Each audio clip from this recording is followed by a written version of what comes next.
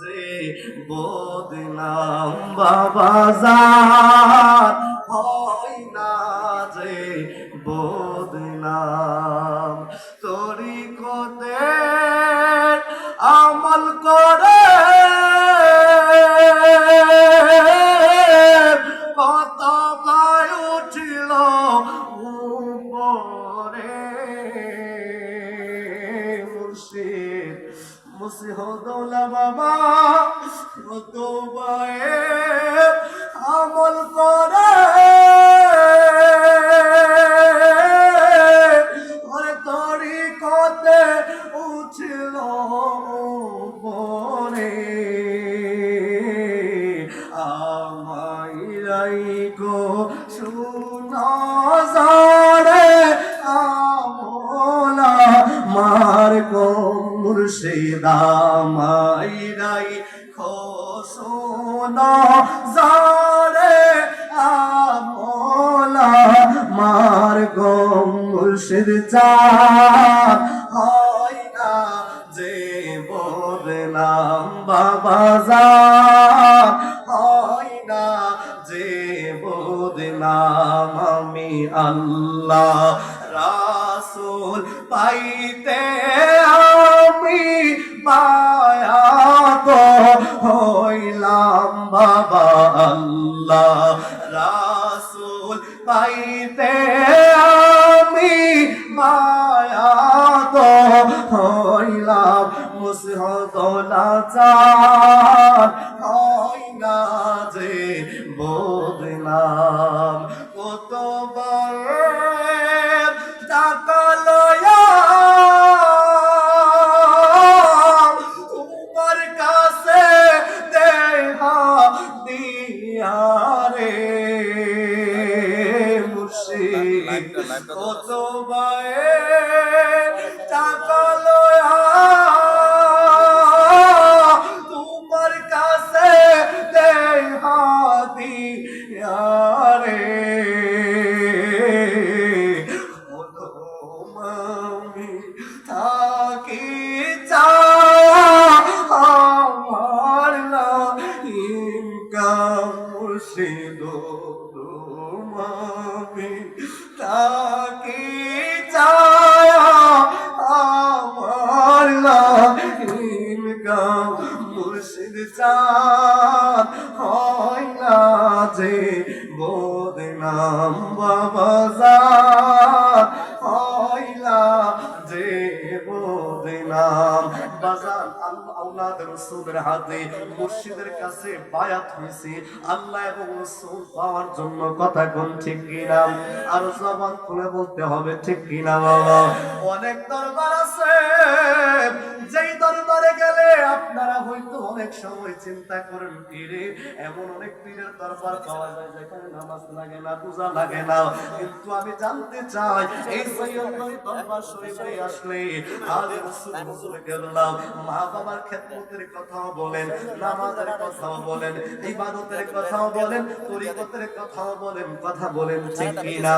জবান খুলে বলেন ঠিক কি না রে বাবা আমার আব্বুজির আমার এই জন্য আমি আপনাদের কাছে অনুরোধ করব আমরা মা বাবার খেদমত করতে চাই কথা বলেন ঠিক কি না মা বাবার খেদমতের শিক্ষা যিনি আমাদেরকে দিয়েছেন সে মা বাবার খেদমতের কথা আমাদের পীর মুর্শিদ আমাদেরকে বলে কি বলে না জোরে বলতে হবে বলে কি বলে না তাহলে ওই ধরনের কামেল পীর আমরা যারা বায়াত গ্রহণ করেছি আমরা ভাগ্যবান কথা বলেন ঠিক কি না আরেকটু জবান খুলে বলেন ঠিক কি না মুর্শিদি ধন যে কেমন দোল জানে কই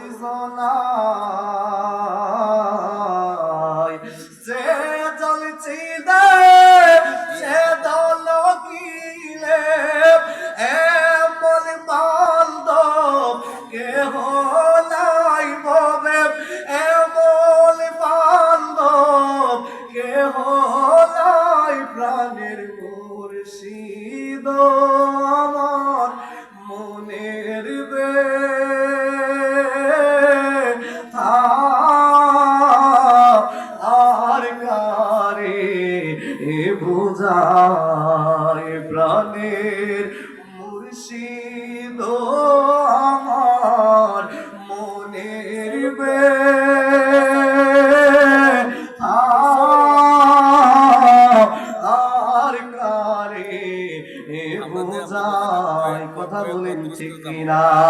এই জন্য বাবা এবার শেষ কথা আমার কুলের নবী মায়ার নবী আমার ওই কবরটার পাশে যায় দেখে রে বৃদ্ধ একটা মহিলা ওই কবরটার পাশে দাঁড়ায় রইলেন।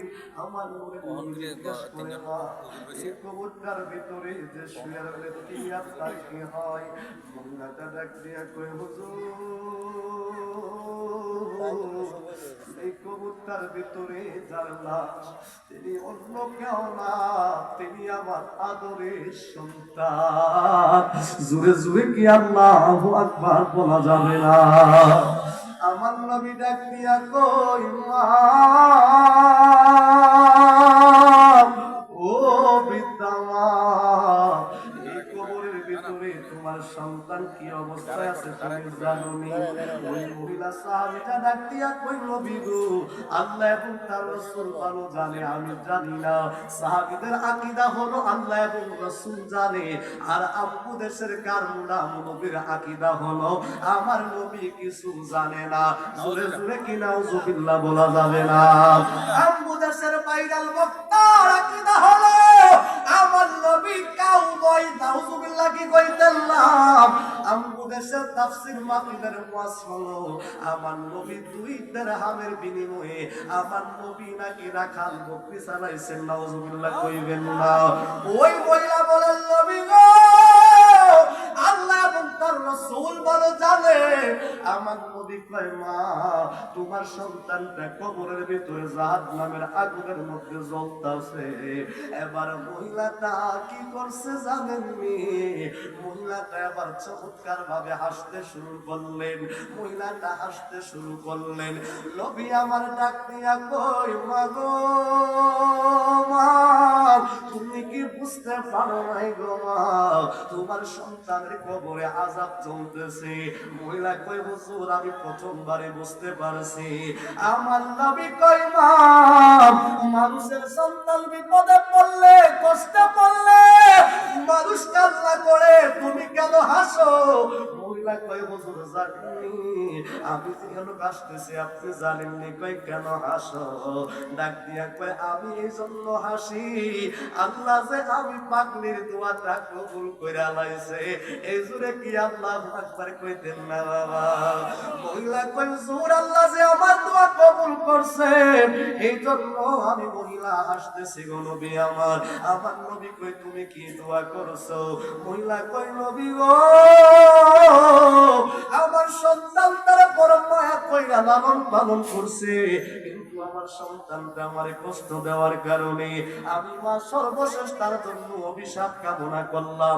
আমি তারে বদদুয়া দিলাম আল্লাহ যেন তার কবর জাহান্নামের আগুন দেয়। এই জন্য আমি হাসতেছি। আমি বড় চিন্তিত ছিলাম আল্লাহ আমার দোয়া কবুল করছে কি না করছে, কিন্তু আমি শুনতে পাইলাম আপনি নুরানি জবান মুবারক নিয়ে বললেন ওই কবরটার ভিতরে জাহান্নামের আগুন। এই জন্য আমি মহিলা আমার দোয়া কবুল হওয়ার কারণে হাসতেছি।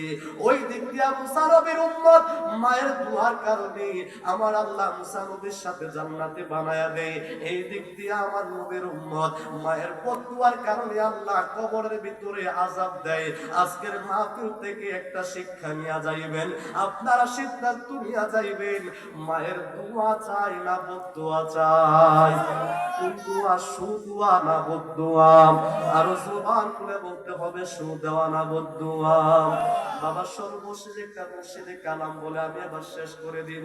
এটাই হলো আমার শেষ কালাম। শুনবেন নি আপনারা? কথা কেন শুনবেন?